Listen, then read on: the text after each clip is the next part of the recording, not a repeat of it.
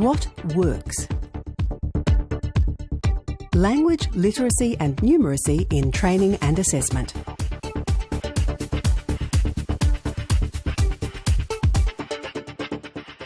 Any resources that we create should have LLN embedded into there, because without that and helping people with LLN, they're never going to get a quality outcome with VET. As a vocational trainer, when you're working out what literacy level your training should be at, you need to think about the literacy and numeracy requirements of the job the learner's going to do and the literacy and numeracy abilities of the learners.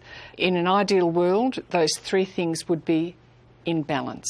You'd have a balanced triangle of literacy and numeracy levels.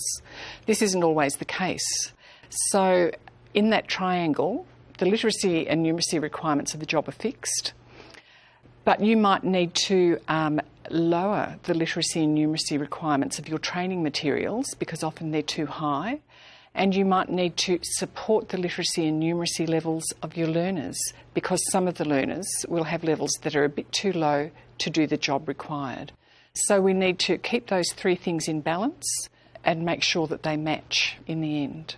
We use real workplace documents, we use some simulated documents, we get the students to create their own documents. So yeah, we use a variety of different things. If we stick to the same thing, then students tend to get a bit complacent.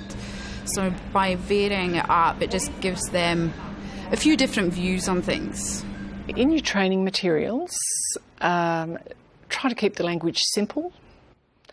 Short sentences, 10 to 20 words maximum. Use plain English. Don't use complicated words. Use everyday word that your learners are going to understand. Teach specialist language. If there are workplace pieces of jargon they need to learn, then teach them in particular and make sure learners know how to use them correctly.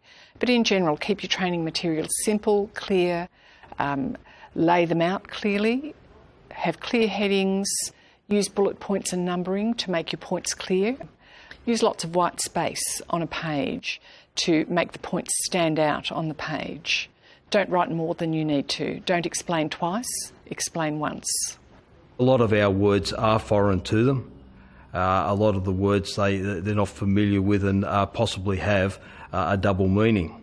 So then we have to explain in engineering terms the context of that word.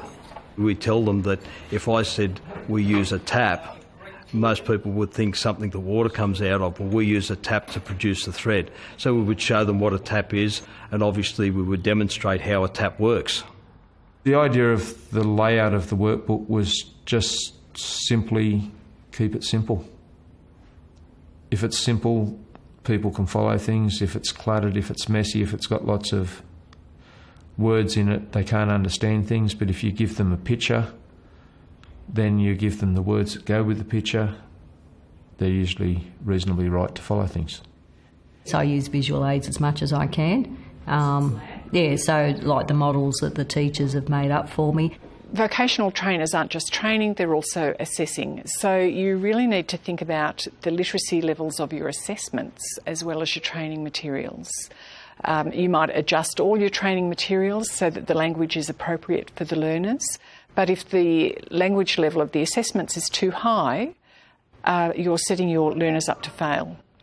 So think about your assessment design.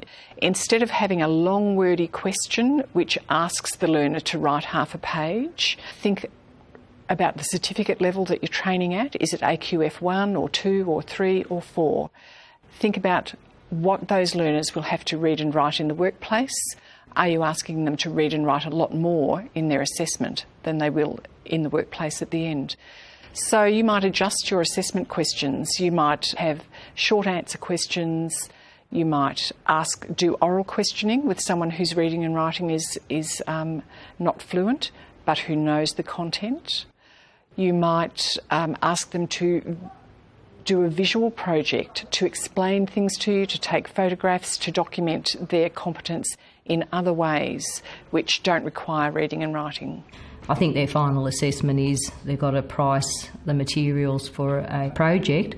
So we just sort of looked at what they were doing, which was concreting, brickwork, a bit of timber, and then thought what sort of project could we come up with that would satisfy those criteria. But basically the math skills were big emphasis on perimeter area volume. If they didn't get that, you really can't do anything. So what we did was that we took the curriculum of hospitality and we put all those skills of literacy and numeracy within the activities that the person was doing in the workplace. They didn't even know that they were being assessed in elements of literacy and numeracy. So I think the message is quite clear that if you do it separately as an RTO rather than putting it into your curriculum, you'll find that your completion rates will be seriously affected.